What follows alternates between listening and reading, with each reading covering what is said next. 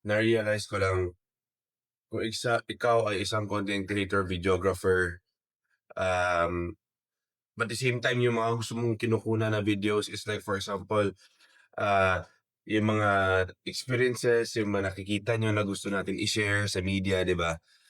And, biglang na-delete. Well, yun ang nangyari sa akin kagabi, 'no? Kasi si DJI Osmo Nano kasi meron kasing bagong feature na puwede ka ng maglagay ng, password sa album. And na-realize ko or let's say napaisip-isip ako na parang tanggalin ko na lang. Kasi kung mag-transfer ako ng phone medyo ma-hassle. And madami akong videos nun. Madami akong videos nun nung nung dumating kami dito, yung saan kami pumunta ng asawa ko sa Manila. Dami, dami, dami, sobrang dami. And then I accidentally deleted it. First, it's a frustration.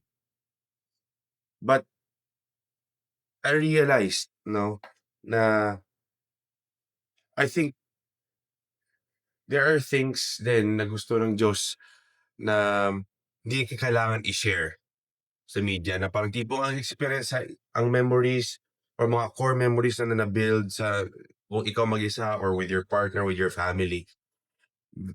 Parang sometimes it's better na lang na i-stay mo na lang yan as your own experience na parang tipong masasabi mo na ikaw lang may alala, ikaw lang naka-remember ng mga ganitong experiences.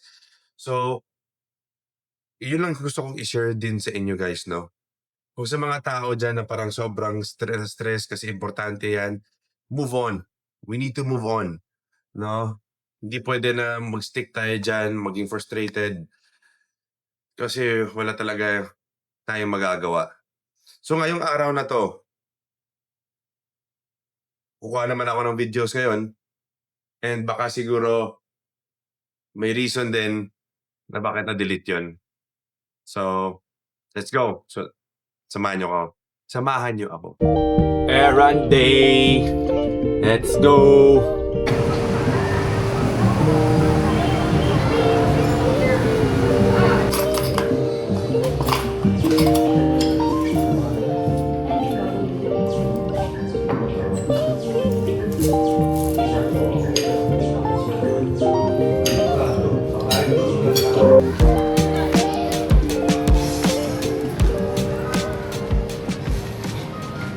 Grabe,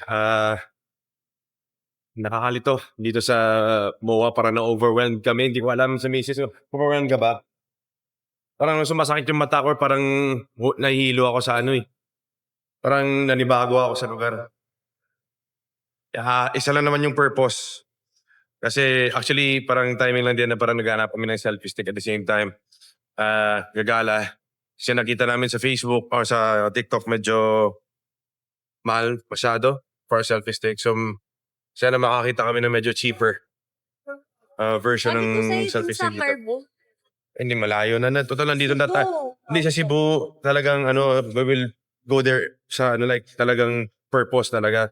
So at least Kaya nga, yung purpose natin papunta doon is yung self. try lang na natin dito baka mas cheaper. Baka merong Siyempre. below 1,000. Grabe no. Wala yan. Hindi, Sa Carbo may makita ka 100 sa today. hindi natin alam. Let's see. So far wala talaga kami nakita. Mali pala yung anong brand na yun. So meron pala talagang cheap selfie stick sa TikTok. So doon na lang kami mag-order. Bumili na lang ako pa ng para sa Christmas screen. Yeah. At visit dito sa IKEA, second time. Kung nakita niyo yung vlog ko dati, meron nung ano, pero ngayon, iba na kasi. Dati jowa, ngayon asawa na. Uy, stop that. Nandun. Wait, nandun. Wait, dati. May bang floor ba yun? Wait lang. Yung showroom. Yung restaurant, taas. Tama nga. Actually, ito yung crucial part. Kasi last time, nung dumaan kami dito, nung pumunta kami dito, na-stress si Elisa kasi isa lang binili sa sobrang daming pwedeng daanan sa IKEA. Babalik ako sa Manila. Hindi niya. Ah, Siya. Hindi, pero ngayon, sige, kasi kailangan na namin eh. Dati kasi, ano lang yun, sa bahay ko lang ngayon kasi, iba na talaga basta married couple na, no? So yun na, ano yun pag 99. Oh, pwede. Yun sa ano, Pero saan naman gagamit? sa bahay, dun sa Cebu.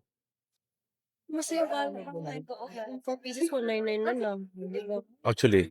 Pero, punta na muna natin tayo sa Swedish restaurant. Ayan na ba? Paano? Ganda. Ano yan? Grabe. Sakit na likod ko. Gusto ko nang umupo. Ah? Gusto ko nang umupo. Ang sakit na likod ko. Ha! Sense of aging. Oh my God. May mga ano ba dito? Like, ano, mga art. Art store? Mamaya. Maghanap tayo ng art store. For now. Yung mga ano, yung Yung- theme ng art bar. Meron. Yung nga yung sa Cubao eh. Dito sa Monguan. Dito Hindi ko alam. Nasa hotel ko. Hindi ko alam. Dito muna tayo sa restaurant to. Ay. Ano yan? Change of mind kami ngayon kasi parang naumay na si Mrs. dun sa IKEA. So ngayon, magta-transfer kami, maghanap kami dun sa may Manila Bay. Ayan, natamaan yung ano mo pangga. Yung sapatos. Oh. Maghanap kami ng tawiran. Ay, sorry. Oh, lamig. Sarap ko na. Sarap ko ng lamig. Ito. So, can you fix it for me, please? Aray. Okay. Thank you. Parang sa pag-alam ko nasa SM ako pero yung ano ko ngayon, yung aura ko parang nanggaling Baklaran Yun no. Pedestrian.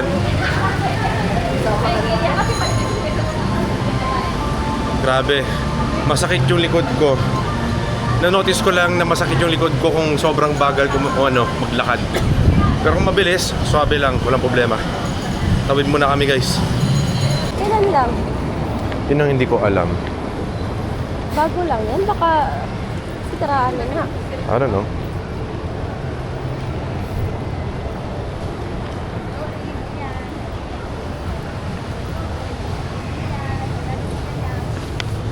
Sobrang exciting kasi madadala ko si Elisa doon sa mga madaming kainan na wala talaga sa Cebu. Ayan. Bakit Elisa? Ano ba? Hindi ka na nakilala eh. So, Gusto ko makilala kanila kung ano pangalan mo. Actually, nabanggit ko naman, baka nakalimutan na nila. I know my name is Pang. Pangging. Or Fluffy Face. Hoy, laki ng akala ko dapat damit ilalagayan ng surf pero bakit may pailaw sila, may mga stars? Dapat puro damit. What do you think, Pangga? Dapat damit, di ba? Air Asia, Air Asia, malapit sa Mall of Asia. Okay, corny. Yeah. Uy, yes. Ay, may lap. Hindi naman. Ayun, malapit-lapit na nga, Tingnan mo yung globe, Pangga. Parang, yata yan yung Araneta Coliseum, eh. Hindi Araneta. Bobo. Ano nga yun? Parang yung concert hall. SM Motivation na something. Oo, parang Keme. Ayun yan. Nasa Paranaque tayo pagkatapos, Araneta Coliseum, tanga lang. Gusto mo sa M Grand? Check mo nga. Sa M Grand. Double check mo yung M Grand. So, nag-decide na lang kami na uuwi kasi parang nakakapagod na. Wala kami sa QC Gagala. Oo. At least malapit lang kung saan kami mag-chill. At least malapit lang yung pupuntahan namin. Hindi na yung dito pa mag-chill pagkatapos uuwi pa ang layo. Mag-VR na lang kami. Let's go. Kalimutan ko eh. Tanungin na lang natin, sabi naman yan eh. Ayun nga, sa wakas nakauwi na rin kami. Sobrang tagal ng travel na timing din na rush hour yung sinakyan namin or yung flow ng traffic kanina. Meron pa na aksidente. So, anyway, kain na kami. And then, mag-chill. Kasi bukas, it will be our last day. Sobrang busy. Kailangan na namin ilatag lahat before kami bumalik ng Cebu. So, thank you so much guys for watching. Ingat. Peace out.